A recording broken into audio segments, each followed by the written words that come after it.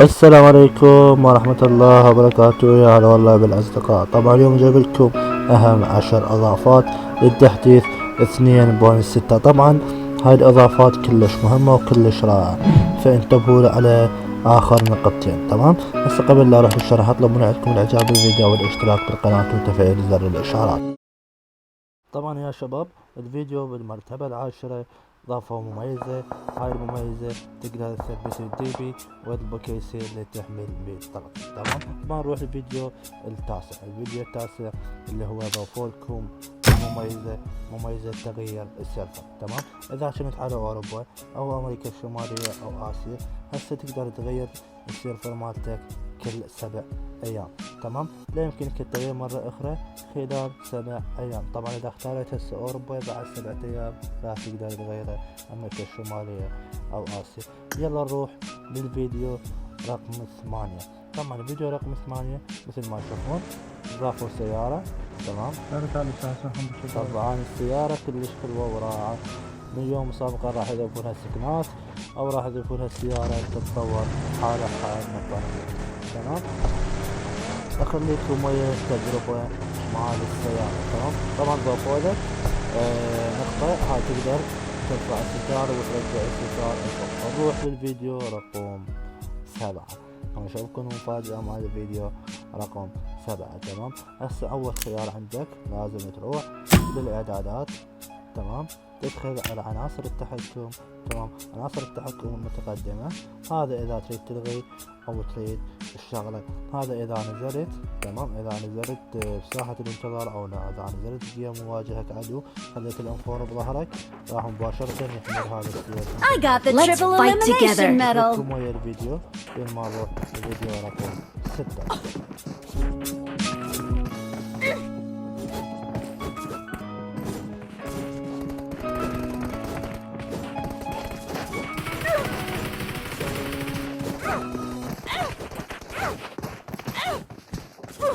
واخيرا بالمرتبة السادسة والمفاجأة الكبرى اضافوا لكم طريقة معرفة اللاعب. تمام، اذا كان مخلي لقب راح يطلع اسمه في ساحة الانتظار. واغلبكم منتظرين البحث على هاي المميزة. واخيرا رجعوها، كان سابقا في سيزن ال 18 او 15 القديم كان يظهر اللقب، بس اجى تحديثات ما ضامنها. هسه مثل ما تشوفون هذا اللاعب مثل ما تشوفون ماخذ لقب المتمكن وظاهر اسمه مثل ما تشوفون شلون ادرو. تمام، نروح للفيديو رقم 5. شوف المفاجأة الحلوة، ضايفين لكم هنا لقب. تقدر تاخذ هذا اللقب بثلاث خطوات بس. تمام، انتبهوا شلون تاخذون هذا اللقب. تروحون على الانجازات.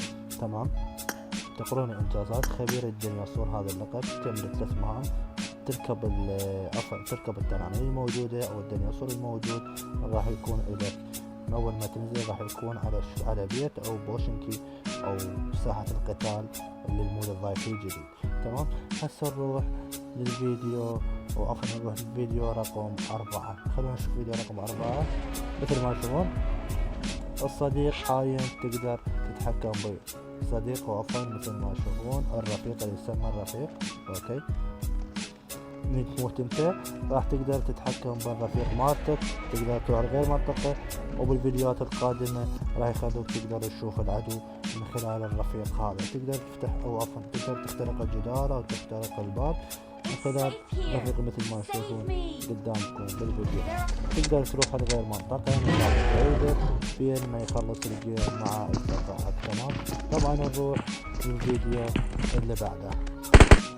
بالمرتبة الثالثة اضافوا لكم هذا المود. اضافوا لكم طريقة ترويض الديناصورات. مثلا اذا لقيت على بيت فقط تعطي ترويض راح تقدر تتحكم بالديناصور اطلاقا، مو بس ديناصور مو بس تنين.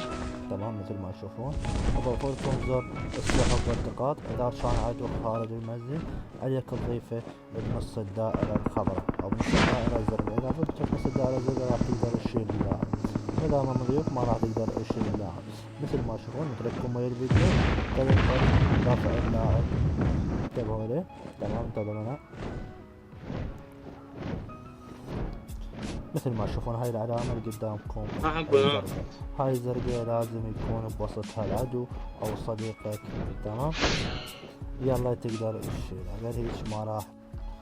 الفيديو رقم 2 يا صديقي الصدوق، لازم عفوا اذا كان مالك مزاج تختار الخريطة او تجمع المهمات. طبعا راح يكون لك بالجانب الايسر زر، او راح يكون هذا الرفيق مثل ما تشوفون صورته، بس تلمسه راح يظهر لك الخرائط وراح يظهر لك المهمات. بس تعطي جميع راح نجمع المهمات عندك، او شكو عروض راح ينزل او هذا اللاعب او الاخبار المهمة. فقط تلمس اللاعب راح ينعرض لك كل شيء. يعني ما يقدر، يعني مثل تختار الخريطة ما تتعب نفسك، بس تلمسه تختار الخريطة او تنزل جيم.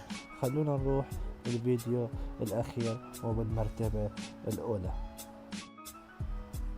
طبعا المقطع رقم وين بالمرتبة الأولى.